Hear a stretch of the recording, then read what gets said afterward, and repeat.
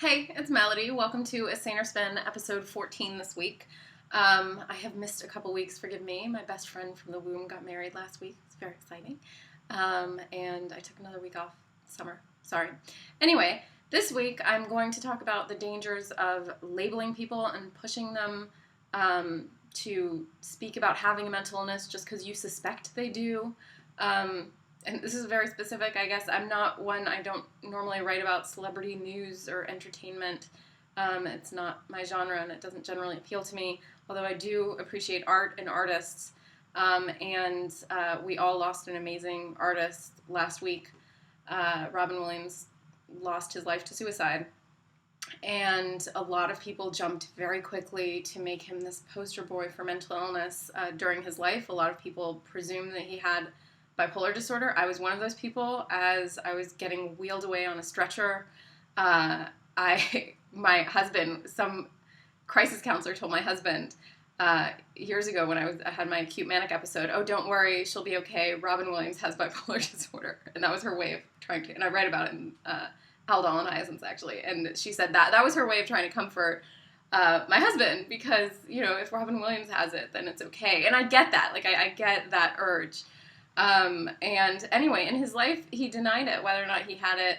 And I think you should respect what people say in their lives. And I wish people had, and maybe he would have felt more comfortable speaking about dealing with the depression, at least, that he did. Had people in the mental health community, in the media, not pressured him. And I say the mental health community because there were people in the mental health community who did try and pressure him. And I just think that's messed up. So, at any rate, and I feel like it's just so sad that you have an artist who is so accomplished and so just an amazing genius, and I imagine that was something that made him lonely, to be the smartest, quickest person in the room always, and to rarely, if ever, have anybody who matches you. I can't imagine how lonely that might be. So it was something that, like I said, I normally don't write about that kind of stuff, but he was an artist I really respected, and I didn't like the way the mainstream media was dealing with his death, and I didn't like the way some of the mental health community was dealing with it.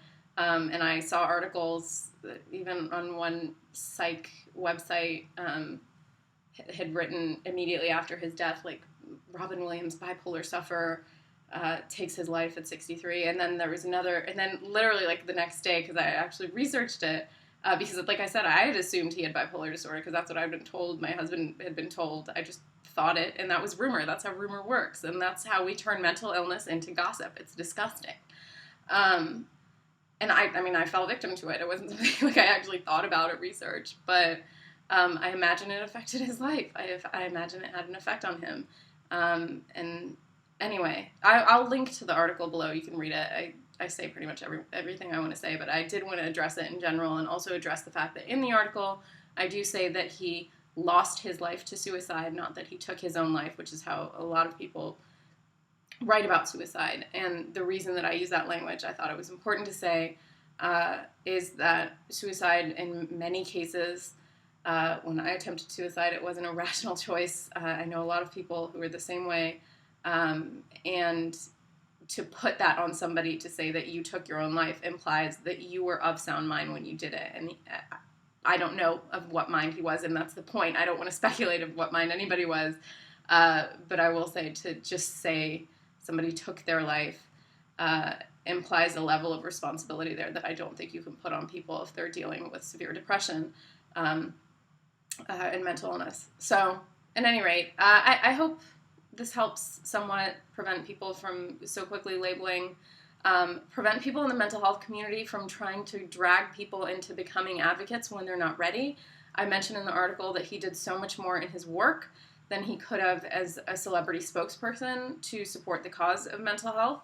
And I did recommend a film that is actually one of my favorite films of his that is often overlooked, which is called What Dreams May Come.